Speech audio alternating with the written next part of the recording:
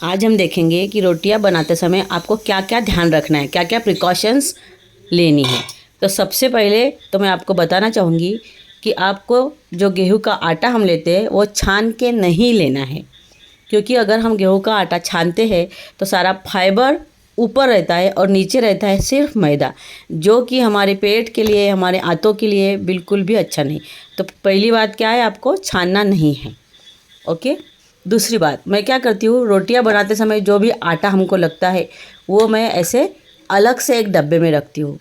और मैं भगवान के लिए हम पहली रोटी बनाती है तो सबसे ऊपर एक अलग से चम्मच का आटा रखती हूँ, नया वाला। तो आप ही बताओ, क्या ये ठीक करती हूँ मैं? आप क्या करते हो वैसे, मुझे आप बता सकते हो कमेंट में। और तीसरी बात, आपको ध्यान रखना है, अगर आपके हाथ में अंगूठी है, अगर नहीं रखनी है आपको, तो आपको क्या करना है, वो ऐसी जगह रखनी है जहाँ पे आपका ध्यान रहे। या तो सिंपली आप क्या करें, अपने दूसरे हाथ की उंगली में उसको रख दें। ओके। देखिए, अगर अंगूठी सोने की हो तो आपको पता है कि सोना किसी भी प्रकार से अगर हमारे पेट में जाता है तो अच्छा ही है। बच्चों को पहले अंगूठी में डाल के सोना खिलाते थे। अगर आप चाहे तो पूरी सफाई के साथ सोने की अंगूठी अपने हाथ में रख सकते हैं। अब हम देखेंगे तीसरी, आपको रोटी का आटा गूंथते समय जितना हमको अंदाज़ा आ जाता है कि कितना पानी लगेगा, तो उस हिसाब से थोड़ा ज़्यादा ही पानी ले लेंगे हम, और फिर जल्दी से उसको गूंथ लेंगे। इसके ऊपर भी मेरा एक वीडियो है जिसमें मैंने बताया है कि आटा जल्दी से कैसे गूंथना है। देखिए कितना जल्दी हो जाता है ये गूंथना। फिर जब हम उसको ढक के रखते हैं तो अपने आप उसको मॉइस्चर छूटता है और वो और सॉफ्ट हो जाती है, और बाद में हम उसको अच्छी तरह से सॉफ्ट बना सकते हैं। तो रफली आप ऐसे ही रख दीजिए उसको, ज़्यादा मलने की ज़रूरत नहीं, फ़िलहाल सिर्फ ऐसे ही रख दीजिए। बीच में हम सब्ज़ी वगैरह बना सकते हैं, मतलब मैं तो ऐसा ही करती हूँ। सबसे पहला काम मैं अपना आटा गूंथ देती हूँ और उसको मैं ऐसा ढक के रख देती हूँ जब तक कि सब्ज़ी या कुकर लगाना हो तो वो सब हो जाए, और सबसे लास्ट में रोटियाँ बनाती हूँ। ओके। तो थोड़ी देर हो गई, मेरी सब्ज़ी भी डालनी हो गई। तो देखिए अब अपने आप का मॉइस्चर छूट गया है, जो भी बर्तन का लगा हुआ था आटा वो बहुत सॉफ्ट हो गया है। इजीली हम निकाल सकते हैं उसको ऐसे, इस तरह से। अगर पहले मैं ये करती तो शायद ये नहीं हो पाता, लेकिन थोड़ी देर ऐसा रखने के बाद वो इतना सॉफ्ट हो जाता है कि अपने आप अच्छे से निकल जाता है। फिर आपको क्या करना है, आपको लेना है थोड़ा तेल लगाने के लिए।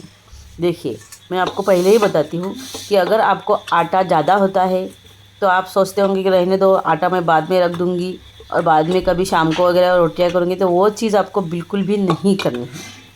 अगर आप चाहे ज़्यादा हो रही रोटी तो रोटियां बना लो, सुबह की रोटी शाम को खाओ, बहुत अच्छा होता है।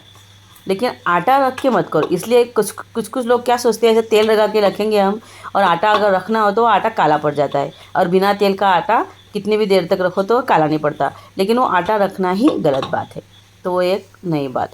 और नेक्स्ट मैं आपको बताना चाहूँगी कि आपको रोटी बनाते समय तवा जो यूज़ करना है वो लोहे का ही हो तो बहुत ज़्यादा अच्छा है। देखिए स्टील का तवा मिलता नहीं, नॉन स्टिक का और जर्मन का तवा बहुत ज़्यादा हानिकारक होता है अपने शरीर के लिए, खास करके बच्चों के इम्यून पावर के लिए।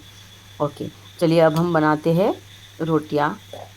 हाँ, एक और टिप, आपको रोटियां ऐसे रखनी है, एक जालीदार प्लेट लेनी है, उसके ऊपर कपड़ा रखना है रोटी के, और नीचे एक अलग से बर्तन रखना है ताकि सारी भाप वहाँ पे जमा हो जाए। आप सब रोटियां हो जाएंगी, देखेंगे ना, वो जो बर्तन है ना वो पूरा गीला हो जाता है, मतलब भाप जो वेपर्स है ना वो पूरा पानी में बदल जाता है। तो इसलिए ऐसे अलग से आपको रखना है रोटी रखने की एक प्लेट, इससे आपकी पहली रोटी भी गीली नहीं होगी। ओके, चलिए अब रोटी बना लेते हैं।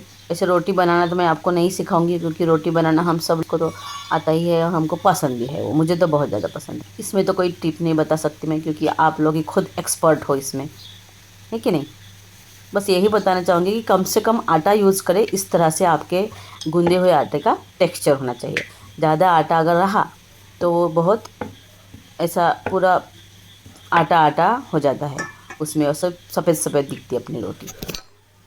देखिए एक साइड हो गई, तब तक हम दूसरी रोटी भी बनाते हैं। हम इतने एक्सपर्ट हो गए हैं अभी कि एक रोटी बन जाए तब तक हमारी, मतलब एक रोटी तवे पे है तब तक हमारी दूसरी नीचे की रोटी बन जाती है। इतने एक्सपर्ट तो हम बन ही जाते हैं, और ये हमारा अच्छा गुण है, हम खुद को अप्रिशिएट कर सकते हैं इसके लिए। तो तालियां बजाओ खुद के लिए। अगर आज मैं जो जो टिप्स बता रही हूँ अगर आप वो अच्छी तरह से फॉलो करते हैं तो मैं गारंटी से बता सकती हूँ कि आपका गैस एसिडिटी का प्रॉब्लम बहुत ज़्यादा कम हो जाएगा। गैस की प्रॉब्लम तो ख़त्म ही हो जाएगी, समझ लेना। वही का वही आपको आटा एडजस्ट करना है, ज़्यादा आटा नहीं लेना है, ताकि वो नीचे जो लोग सजेस्ट करते हैं कि नीचे ये कागज़ रखो या न्यूज़पेपर रखो या कोई कपड़ा रखो, तो वो मैं करती नहीं, क्योंकि आटा ज़्यादा गिरना ही नहीं चाहिए, तो फिर वो सब बातों की ज़रूरत नहीं। क्योंकि जो भी हम रखते हैं उसको संभालना, उसको ठीक से रखना, वो बहुत अलग ही काम हो जाता है, इसलिए मैं तो कुछ रखते नहीं। हाँ, यहाँ पे आता है, यहाँ पे हम क्या करते हैं, सीधा रोटी उठाई और गैस पे रख दी।